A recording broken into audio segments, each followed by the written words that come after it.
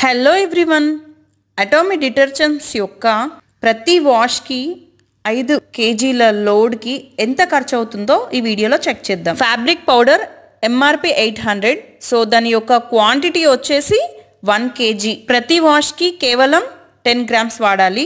అలా మనకి 100 times అయితే వస్తుంది, అంటే 100 days 3 months plus. Each wash వచ్చేసి 8 rupees పడుతుంది. సో నెక్స్ట్ వచ్చేసి లిక్విడ్ డిటర్జెంట్, ఇది వచ్చేసి ఎంఆర్పి 1300, క్వాంటిటీ 2 liters. ప్రతి వాష్ కి మనం 20 ml యూస్ చేయాలి. టోటల్ గా మనకి 100 washes వస్తుంది. Each cost 13 rupees. నెక్స్ట్ వచ్చేసి షీట్ డిటర్జెంట్, ఇది ఎంఆర్పి 1600, క్వాంటిటీ వచ్చేసి 30 sheets. పర్ లోడ్ వచ్చేసి హాఫ్ షీట్ సరిపోతుంది. టోటల్ గా మనకి 60 washes, అంటే 2 months వస్తుంది.